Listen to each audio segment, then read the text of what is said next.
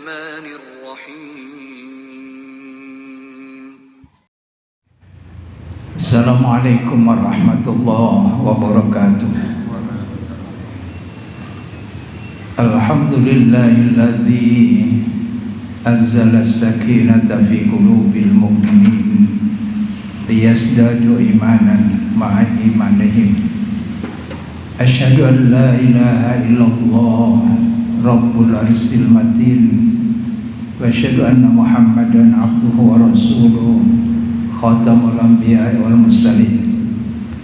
Allahumma salli wa sallim wa barik ala hadzal nabiyil karim abdika wa rasulika Muhammadin wa ala alihi wa sahbihi wa man tabi'ahum bi ihsanin ila yaumiddin. Rabbi shrah li sadri wa yassir li amri wahlul 'uqdatam min lisani yafqahu qawli, amma ba'd. Puji syukur marilah kita panjatkan kehadirat Allah Subhanahu wa taala. Petang hari ini kita masih diberi kesempatan oleh Allah Subhanahu wa taala kekuatan untuk menghadiri undangan Allah menunaikan ibadah salat maghrib berjamaah.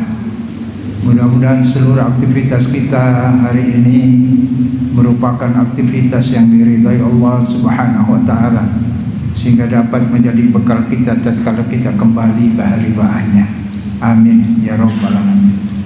Salawat serta salam semoga tetap tercurahkan ke hari bahagia junjungan kita Nabi besar Muhammad sallallahu alaihi wasallam beserta keluarga dan para sahabatnya serta umatnya yang setia melaksanakan ajarannya ila yaumil qiyamah. Jamaah sekalian, kita lanjutkan kajian kita pada petang hari ini. Kita masih di bab wujubis shaumi Ramadan, yaitu bab tentang wajibnya puasa di bulan Ramadan. Pengantar bab ini kemarin sudah kita sampaikan, yang Imam Nawawi memaparkan di dalam kitab Riyadhus Shalihin, yaitu surat Al-Baqarah ayat 183 sampai dengan 185.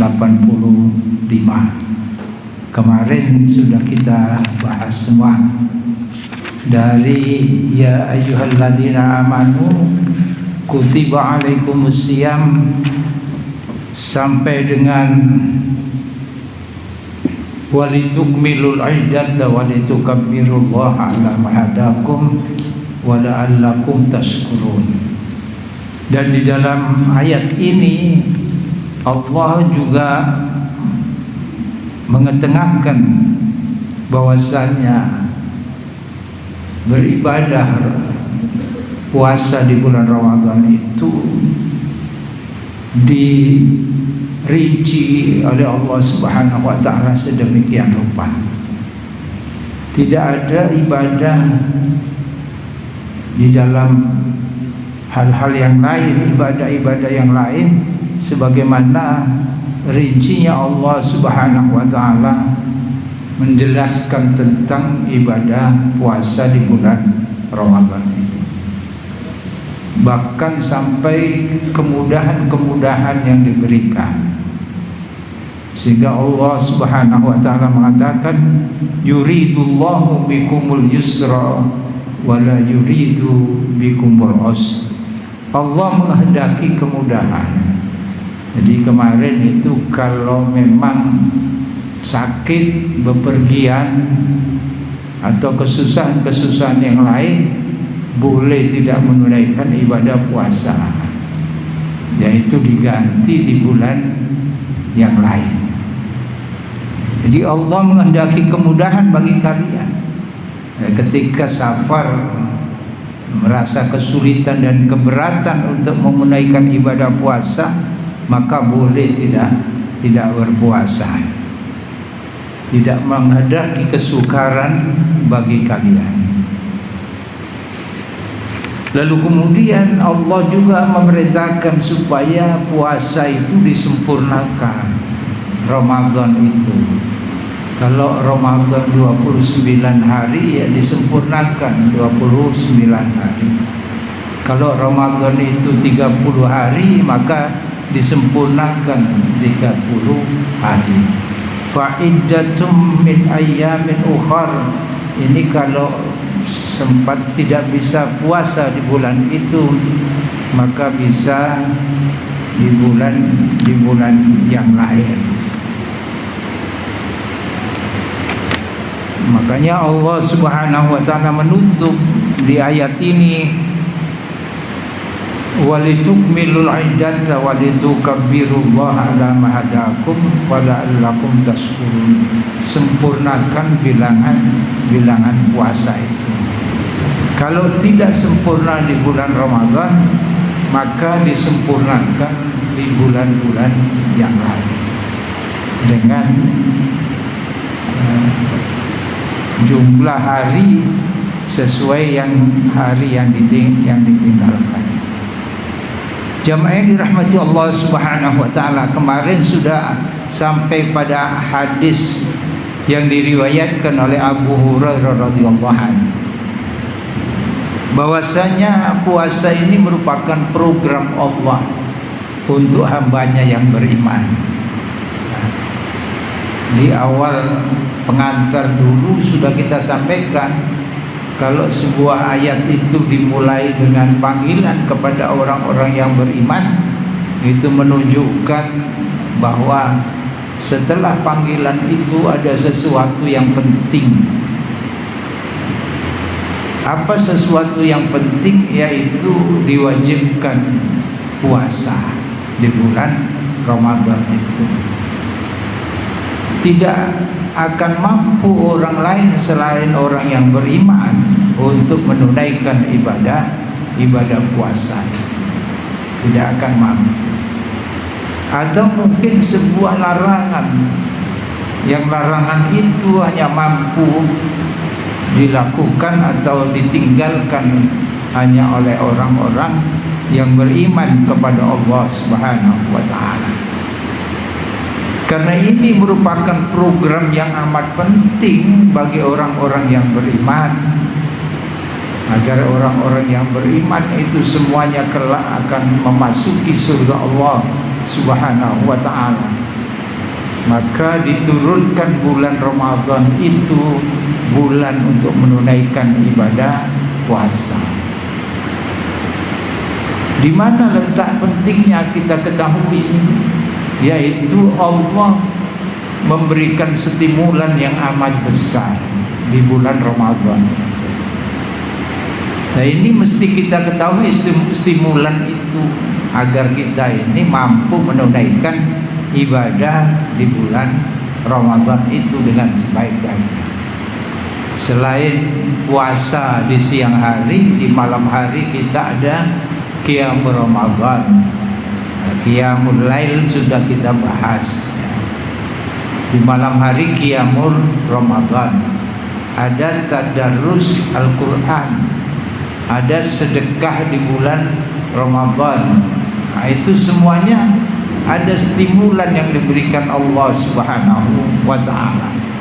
Sebagaimana hadis di dalam wafi riwayat, lahu yatruka ta'amahu wa sarabahu wa sahwatuhu min ajli as-siyamul li wa ana ajzibi wal hasanatu bi asri amsalihah. Kata Allah Subhanahu wa ta'ala, kemarin kan kita sampaikan ini merupakan hadis qudsi. Di dalam riwayat Bukhari dikatakan, orang yang meninggalkan makan dan minum, yaitu puasa, serta meninggalkan menjaga syahwatnya, walaupun halal dia tinggalkan, semuanya itu dikerjakan semata-mata untukku, kata Allah, bukan untuk yang lain.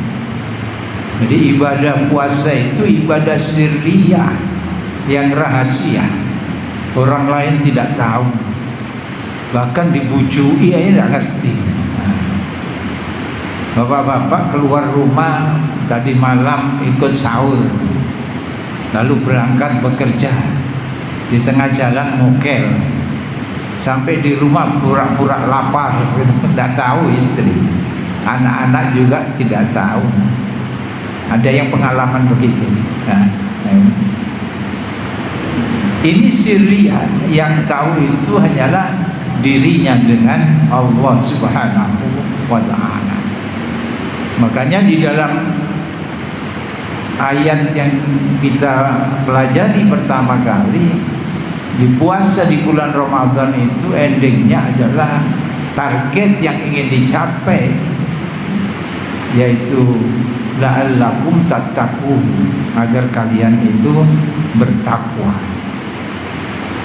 Bagaimana takwa itu dulu sudah dijelaskan. Yang sering kita dengar yaitu menjalankan perintah Allah dan menjauhi larangan Allah. Ada pula takwa itu sebagaimana dialog antara Umar bin Khattab dengan Ubay bin Ka'ab.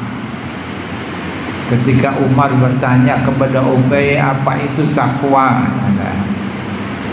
Ini sudah kita jelaskan dulu.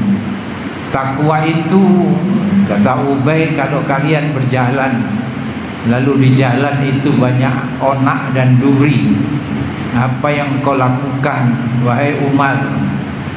Maka Umar kemudian menjawabnya, saya akan berhati-hati ketika melangkah sehingga kakiku tidak sampai tertusuk duri. Lalu kemudian kata Ubay, itulah takwa. Jadi takwa itu juga hati-hati di dalam menjalani kehidupan, sehingga tidak sampai melanggar tata aturan Allah, tidak sampai durhaka bermaksiat kepada Allah Subhanahu wa ta'ala. Itu mesti hati-hati. Hati-hati menjaga lisan, hati-hati mengendalikan hawa nafsu, berbuat sesuatu tidak sampai mendatangkan dosa di hadapan Allah Subhanahu wa ta'ala. Takwa juga berarti mampu menghadirkan Allah di dalam dirinya. Nah, ini pelajaran puasa, mampu menghadirkan Allah pada dirinya. Ini menurut ahli tafsir Muhammad Asad. Beliau mengatakan bahwa takwa itu adalah mampu menghadirkan Allah di dalam dirinya. Nah, kalau dia mampu menghadirkan Allah di dalam dirinya, maka dia pasti jalannya adalah jalan kebaikan. Merasa senantiasa diawasi Allah Subhanahu wa ta'ala. Contohnya misalnya puasa itu kalau siang hari pasti lapar, siang hari pasti haus. Nah, apalagi udaranya terik, panas, bekerja keras, itu pasti haus dan lapar. Nah, ketika siang hari itu dia pulang dari bekerja, istirahat di rumah misalnya, pulang lalu masuk rumah dikunci, lalu ingin masuk kamar, ingin istirahat, masuk kamar, ada pendingin di situ, dinyalakan. Lalu di dalam kamar itu ada hidangan yang lezat, misalnya ada es kopior. Nah, itu Marakno kepingin ini. Pokoknya yang lezat-lezat itu, ya. Ada es jus, ada lagi yang sangat dingin, es keronjong. Sekarang tidak ada itu es keronjong. Lalu kemudian di situ ada makanan juga lezat, ada sate, ada gulai. Kira-kira ketika kita masuk kamar dalam keadaan puasa itu, kita icipi itu makanan? Pasti tidak, kecuali yang imannya lemah, ya. Imannya lemah ya kesuwen gitu, kesuwen. Makanya menghadapi puasa itu iman itu harus meningkat supaya kita mampu menunaikan ibadah dengan sebaik-baiknya. Dan kalau menghadapi Ramadan imannya itu tembre, mokal-mokal. Karena yang dipanggil oleh Allah itu orang-orang yang benar-benar beriman kepada Allah. Ya ayyuhalladzina amanu kutiba alaikumusiyam. Mengapa tidak dimakan? Ada minuman yang segar, ada makanan yang lezat, kenapa tidak dimakan? Karena dia merasa bahwa ada Allah di situ yang melihat dirinya, padahal di kamar tidak ada siapa-siapa. Nah, itulah menghadirkan Allah di dalam kehidupan dirinya. Itulah takwa. Ini pelajaran di dalam puasa itu.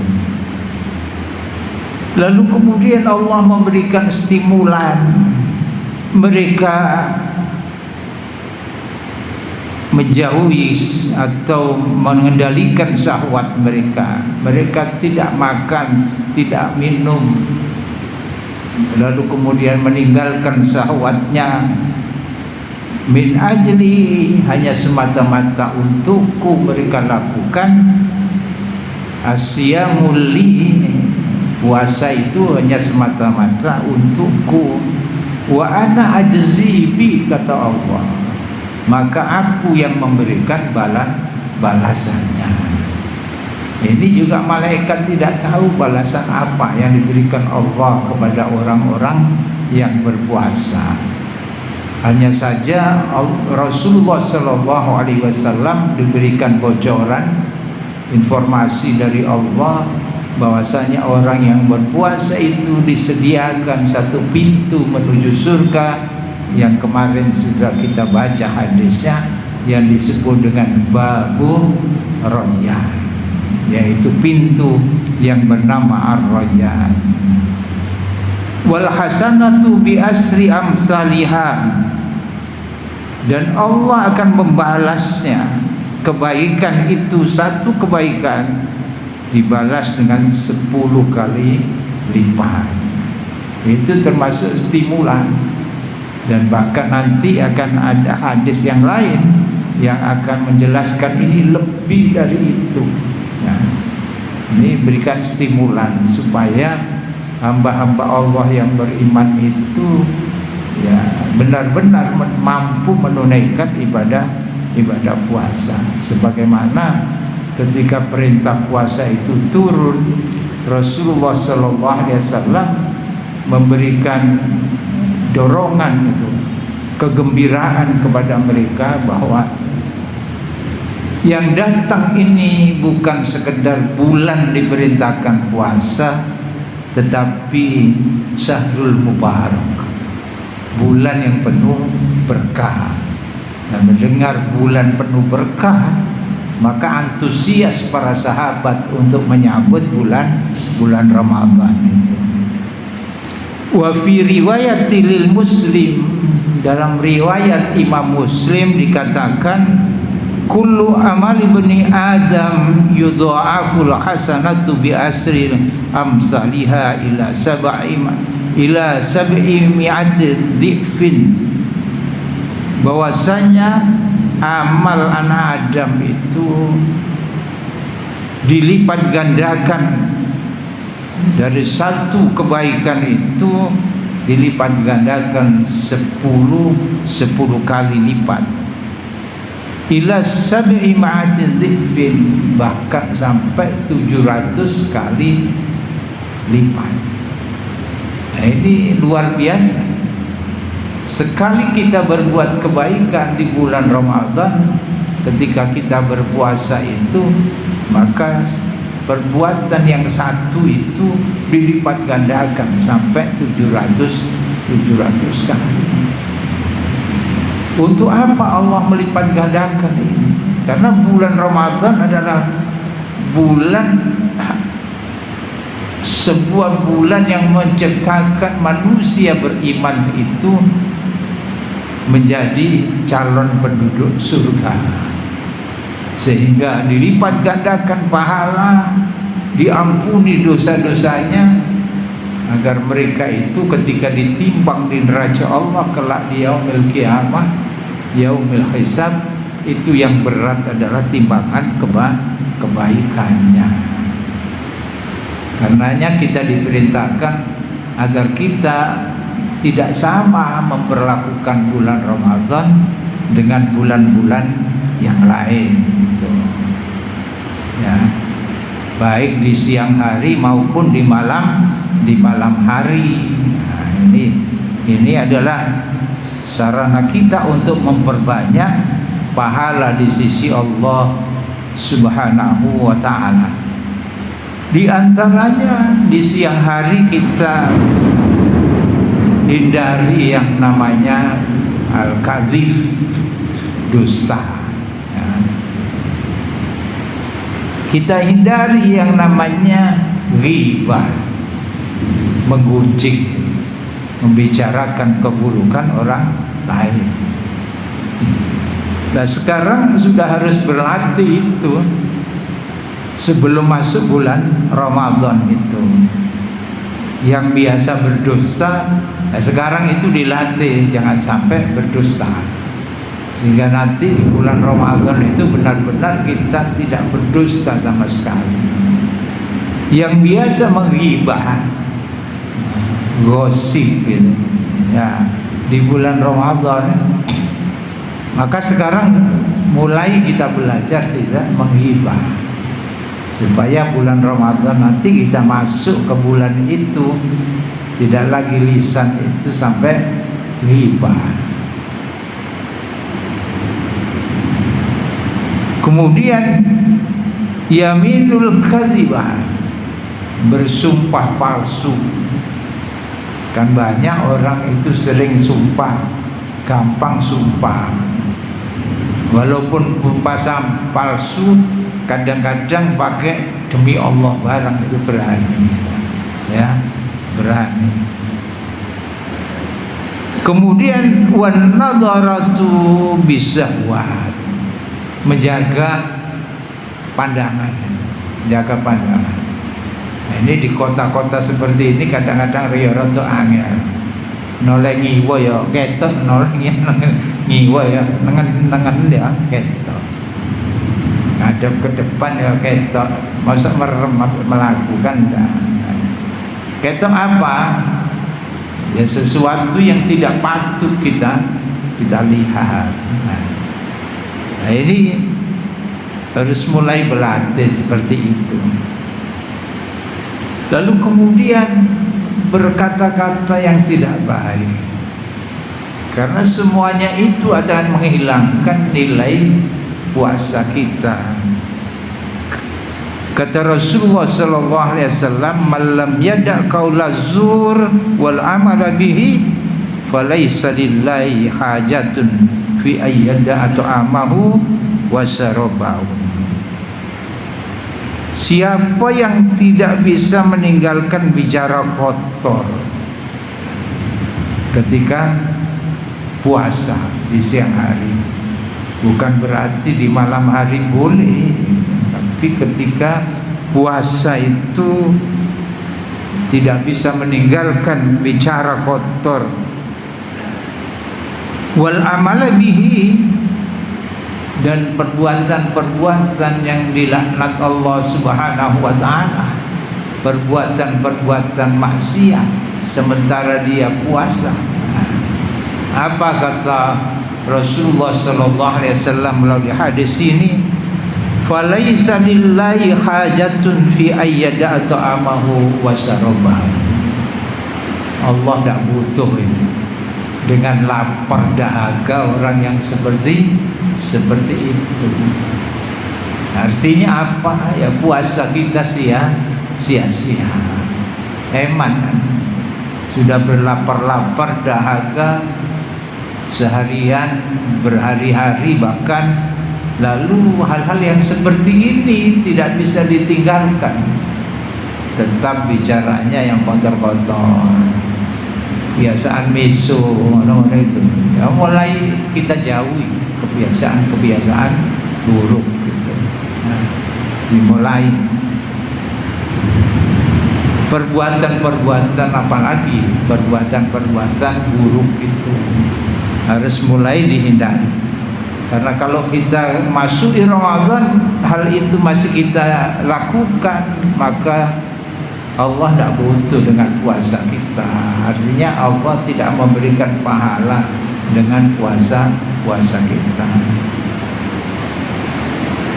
Jamaah yang dirahmati Allah Subhanahu wa taala, setibulan Allah di bulan Ramadan ini kita baca.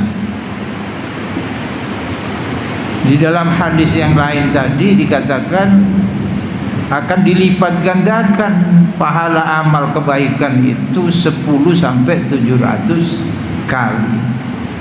Kalau Allah Ta'ala, dan Allah Subhanahu wa Ta'ala berfirman melalui hadis qudsi ini, illa sawma fa innahu li wa ana ajzi bih, kecuali puasa yang tadi amalnya itu kalau di bulan Ramadan dilipat gandakan 10 sampai 700 kali amal kebaikan, kecuali puasa. Puasa ada sendiri nilainya itu menurut hadis ini. Fa innahu li wa ana ajzi bi, karena puasa itu dilakukan semata-mata untukku dan aku yang akan memberikan balasan. Hampir sama ya redaksionalnya dengan hadis yang diriwayatkan dari Imam Bukhari tadi. Lalu kemudian ditambah lagi,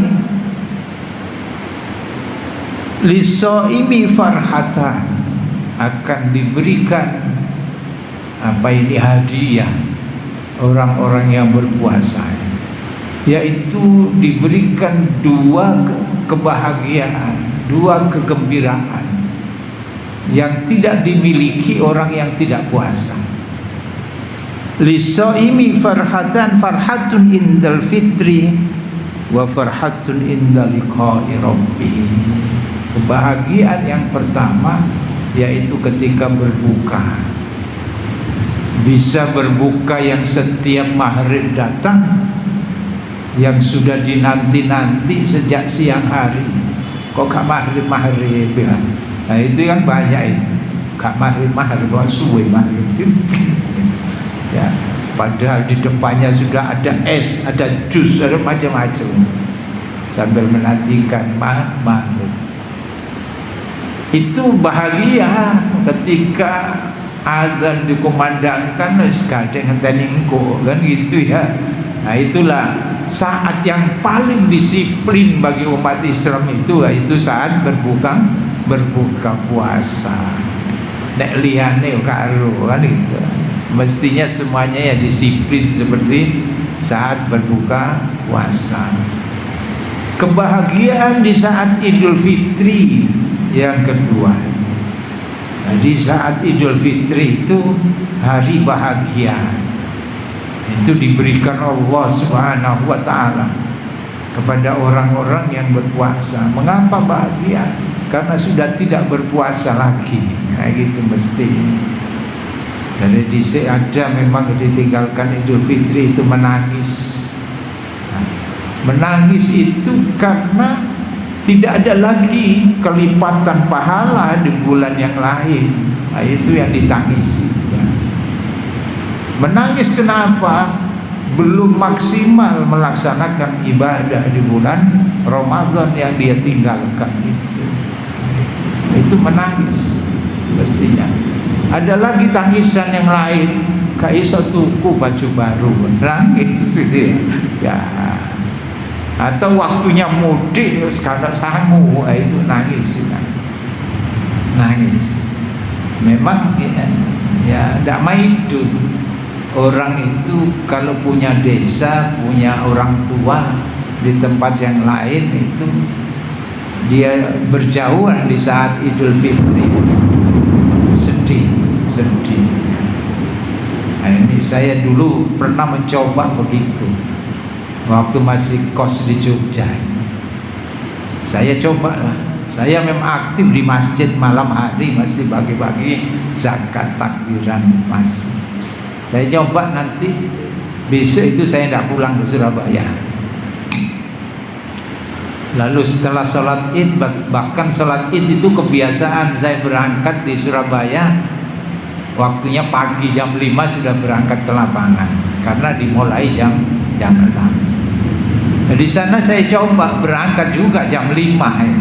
Tak pikir mulainya jam 6, ternyata jam 7 baru mulai ya.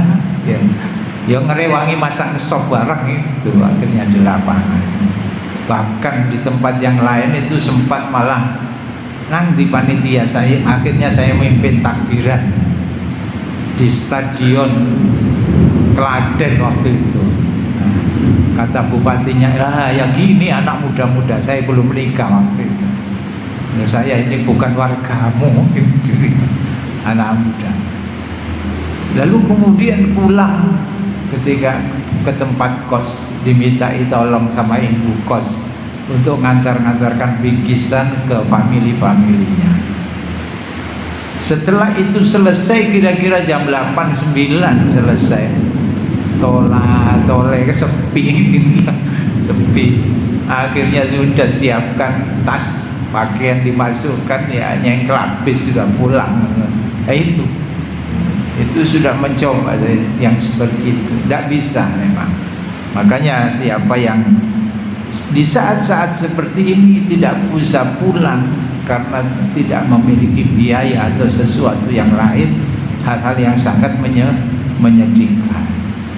Karena Allah memberikan kebahagiaan pada orang yang berpuasa di bulan Ramadan, yaitu di saat berbuka atau di saat Idul Fitri. Itu kebahagiaan pertama di dunia. Ada yang lebih bahagia dari itu semua, yaitu tatkala bertemu Allah Subhanahu wa ta'ala. Tidak bisa dibayangkan itu. Jadi kebahagiaan orang yang berpuasa Ramadan itu kelak akan bertemu Allah Subhanahu wa ta'ala. Di mana? Di surga Allah Subhanahu wa ta'ala. Itu hari yang sangat bahagia, yaitu tatkala bertemu Allah Subhanahu wa ta'ala. Dan ini yang diberikan stimulan kepada hamba-hamba Allah yang berpuasa di bulan Ramadan. Jamaah yang dirahmati Allah Subhanahu wa ta'ala, ada hadisnya cukup panjang.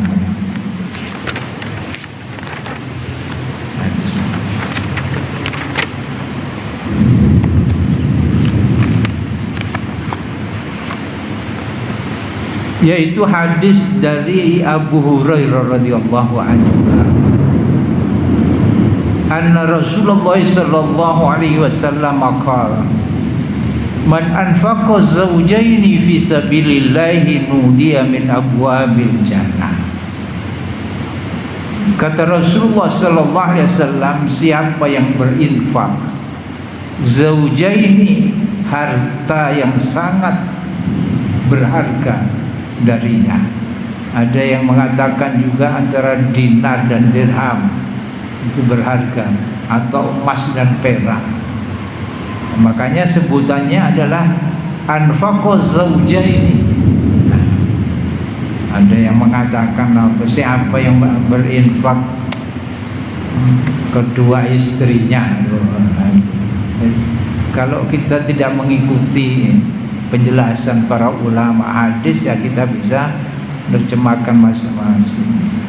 Untuk jihad fisabilillah, untuk didermakan, diinfakkan di jalan Allah Subhanahu wa ta'ala, nudiya min abwabil jannah, maka dia akan dipanggil di pintu-pintu surga. Jadi yang memiliki, mampu berinfak dengan sesuatu yang dia cintai, maka kelak dia akan dipanggil di pintu-pintu surga. Nah, ini kecenderungan kita ini kalau berinfak itulah sesuatu yang kita tidak cintai. Kadang-kadang begitu ya. ada uang 5.000, uang 10.000, uang 50.000, ada uang 100 ribuan. Yang paling cintai uang berapa?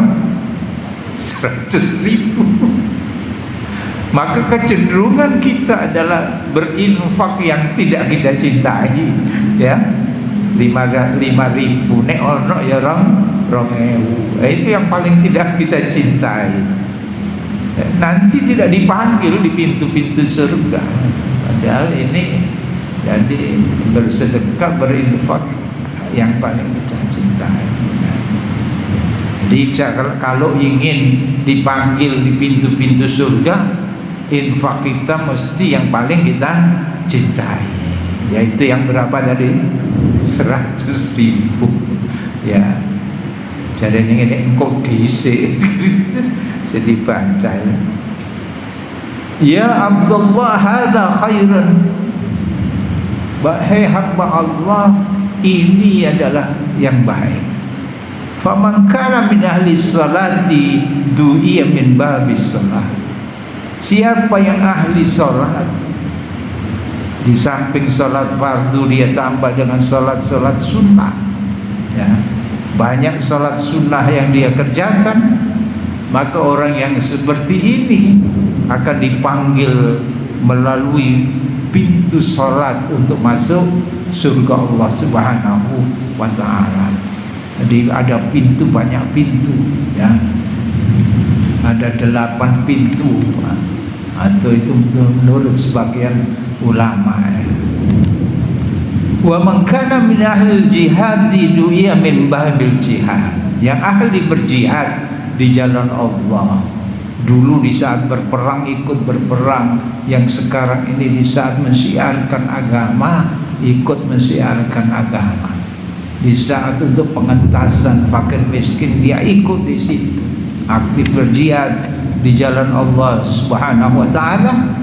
Du'iya min babil jihad, maka kelak dia akan dipanggil melalui pintu jihad. Wahai hambaku yang suka berjihad itu, masuk ke surga melalui pintu jihad. Wa man kana min ahli siyami du'a min bahabir rayyan. Siapa yang ahli puasa, di samping puasa Ramadan, puasa-puasa yang lain dia sergap puasa, maka kelak dipanggil melalui pintu Rayyan itu untuk memasuki surga Allah Subhanahu wa ta'ala. Gak ngerti tak informasi melalui hadis ini ana sing ngepencet apa enggak ruang. Wa man kana min ahli sedekah du'iya min babis sedekah. Siapa yang ahli sedekah, sedekah itu macam-macam. Yang paling ringan apa sedekahnya? Senyum kepada sahabatnya. Aku milih senyum itu sedekahnya. Ya. Ya sedekah ya itu paling ringan itu sedekah. Atau sedekah dengan separuh biji kurma itu paling ringan-ringan. Aku milih iku ae ringan itu. Wa man kana min ahli sadaqati du'iya min babis sadaqah. Kembali bahwa sedekah itu harta yang kita cintai tadi. Oh dibalik nurul ternyata, tak pikir lagi. Lalu kemudian kala Abu Bakar As-Siddiq radhiyallahu anhu, lalu berkata Abu Bakar As-Siddiq kepada Rasulullah sallallahu alaihi wasallam, ma'alaman du'iya min tilkal abwabi min darurati fal yad'a ahadun min tilkal abwaba kulliha. Kata Abu Bakar, karena Abu Bakar dulu di dalam hadis yang lain Rasulullah sempat mengabsen sahabatnya. Siapa yang hari ini itu menjenguk saudaranya yang sakit, ada yang ngacung, Abu Bakar juga ngacung. Siapa yang hari ini menyantuni anak yatim, ada yang ngacung, yang lain Abu Bakar juga ngacung. Siapa yang hari ini itu bertakziah, ada yang sahabatnya ngacung, tapi Abu Bakar juga angkat tangan juga. Di semua Abu Bakar tidak pernah ketinggalan, sehingga Abu Bakar bertanya seperti ini, apakah ada wahai Rasulullah sallallahu alaihi wasallam salah seorang di antara sekian banyak itu yang dipanggil dari semua pintu? Nah, pintu sedekah ya manggil, pintu sholat juga memanggil, pintu puasa juga memanggilnya, pintu jihad juga memanggilnya. Apakah ada? Nah, ini Abu Bakar. Karena Abu Bakar ya semua itu dilakukan. Ya sedekah, ya puasa. Nah, tinggal kita memilih lewat pintu mana yang sekiranya kita mampu. Kata Rasulullah sallallahu alaihi wasallam, faqala na'am wa arju an takuna minhu. Benar wahai Abu Bakar, ada yang dipanggil oleh semua pintu itu ada, dan aku berharap itu engkau yang dipanggil itu harapan Rasulullah sallallahu alaihi wasallam, yaitu Abu Bakar As-Siddiq radhiyallahu anhu telah dipanggil melalui semua pintu memasuki surga Allah Subhanahu wa taala. Tidak tahu kita tertarik yang mana itu ya. Sedekah ya enggak, sholat ya rasa-rasa ya. Poso pemane luwian gitu kan, buce jadi ya tidak ingin dipanggil itu ya. Berjihad ya rada licik gitu kan, eman. Lalu lewat pintu mana kita ingin dipanggil Allah Subhanahu wa taala untuk masuk surga itu? Melalui pintu mana itu? Nah, kita mestinya akan memilih itu, berjihad ya, supaya kita mampu menunaikan apa yang disampaikan di dalam hadis ini. Memilih puasa ya, puasa harus sungguh-sungguh. Memilih sholat ya harus benar-benar sholatnya, dan sholat sunnah ditambahkan dibanding sholat wajib. Kadang-kadang sholat wajib besok bolong-bolong lagi, itu repot ini. Lewat mana nanti dipanggil Allah Subhanahu wa taala untuk masuk surga itu?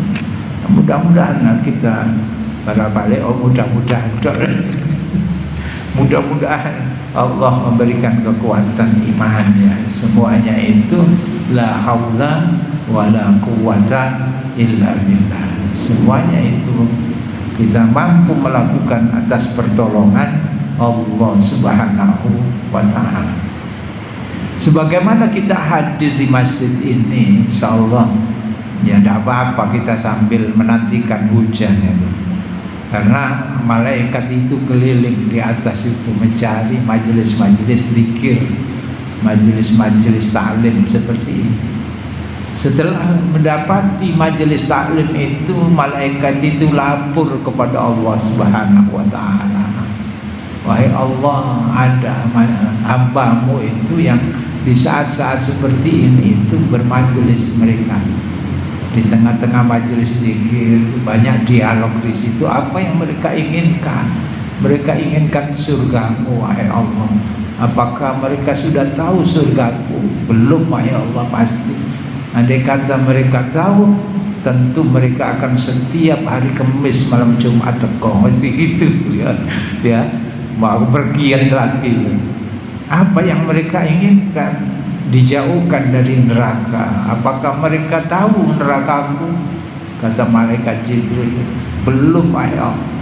Andai kata mereka tahu, pasti mereka akan yaitu tadi memperbanyak amal, lalu kemudian dosa-dosanya diampuni, mendapatkan amal dan pahala yang banyak, lalu mampu meninggalkan yang dilarang Allah.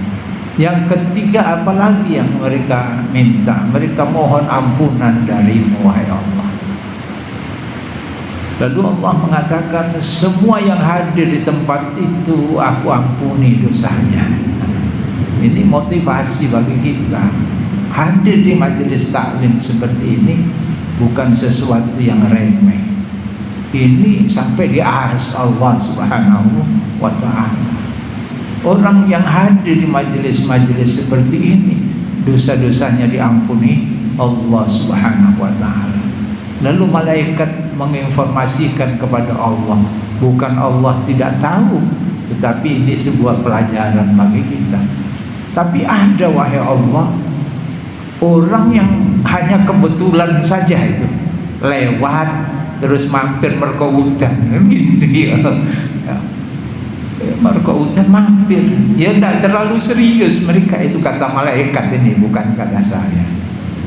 Kata malaikat, mereka itu ya karena hujan yang mampir. Apa kata Allah? Mereka juga aku ampuni. Nah itu keberkahan dari majelis ta'lim itu. Nah, jamaah yang dirahmati Allah Subhanahu wa ta'ala, dulu kita sudah sampaikan bahwa seorang yang dikehendaki Allah baik itu akan diberikan pemahaman tentang agama, ya, akan difahamkan tentang ilmu agama. Lalu juga bagian dari jalan menuju surga itu adalah ilmu. Makanya kehadiran kita bertaklim itu, kata Rasulullah sallallahu alaihi wasallam, man salaka tariqan yaltamisu fihi ilman sahalallahu lahu bihi tariqan ilal jannah. Siapa yang meniti jalan mencari ilmu, menghadiri majelis taklim, akan dimudahkan baginya jalan menuju surga Allah Subhanahu wa ta'ala. Apakah itu memang dimudahkan seperti itu, wallahu a'lam. Tapi yang jelas, siapa yang memiliki, mengetahui, memahami tentang agama dengan ilmu-ilmu melalui majelis-majelis taklim, maka dia akan mudah untuk beramal, ya. Berbuat sesuatu di dalam agama ini banyak yang dia lakukan. Ternyata setelah sholat itu ada sholat sunnah, qobliyah, ba'diyah. Dari mana? Karena kita bertaklim. Ada puasa selain puasa Ramadan, ada, ternyata ada puasa-puasa sunnah. Dari mana dia ketahui? Dari majelis taklim. Jadi banyak. Lalu kemudian ketika kita bangun di malam hari itu berbeda antara orang yang paham dengan ilmu agama dan orang yang tidak paham dengan agama. Ketika bangun jam 2 malam, dini hari itu dia bangun. Orang yang tidak paham tentang agama bangun itu paling-paling yang ke kamar mandi. Mari ngono ya geblak kemana di situ ya. Ini karena tidak paham agama. Tetapi bagi orang yang paham agama, karena sering mengikuti majelis taklim, bangun di jam 2 dini hari, setelah dia masuk ke kamar mandi, apa yang dia lakukan? Dia mengambil air wudhu di situ. Lalu kemudian dia qiyamul lail, karena faham, mengerti tentang agama. Inilah salat yang bisa mengangkat derajat di sisi Allah Subhanahu wa ta'ala, yang ditinggikan derajat kita oleh Allah Subhanahu wa ta'ala. Ada stimulan lain yang mesti kita pahami ketika kita puasa Ramadan. Ada sebuah hadis yang sangat populer. Ketika Ramadan nanti datang, pasti hadis ini akan dibacakan, karena ini motivasi, stimulan bagi orang-orang yang ibadah di bulan Ramadan. Hadisnya adalah man shoma ramadhana imanan wa ihtisaban ghufira lahu ma taqaddama min dambi. Barang siapa yang siang puasa di bulan Ramadan dengan penuh keimanan dan mengharapkan pahala dari Allah Subhanahu wa ta'ala, maka diampuni dosa-dosanya itu, diampuni dosa-dosanya. Sehingga kita pasti harus mengejar itu ampunan Allah melalui puasa kita. Tidak hanya itu, man qama ramadhana imanan wa ihtisaban ghufira lahu ma taqaddama min dhanbi. Siapa yang qiyam di malam Ramadan Ya, kita biasa tunaikan ibadah salat tarawih, ya. Maka kata Allah Subhanahu, kata Rasulullah sallallahu alaihi wasallam, Allah akan mengampuni dosa-dosa. Betapa Allah Subhanahu wa taala di bulan Ramadan itu mengobrol ampunannya. Karena tadi program Allah menjadikan hamba yang beriman itu menjadi takwa, yaitu yang dosa-dosanya diampuni Allah dan dia berkelimang dengan pahala, dipersiapkan sebagai calon penghuni surga Allah Subhanahu wa taala.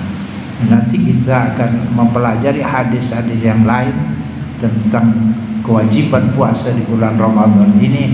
Mudah-mudahan Allah memberikan kemudahan kepada kita sehingga kita dapat mengikuti kajian yang berikutnya. Amin ya rabbal alamin. Marilah kita tutup dengan doa kafaratul majlis. Subhanakallahumma bihamdika asyhadu an la ilaha illa anta astaghfiruka wa atubu ilaik. Assalamualaikum warahmatullahi wabarakatuh.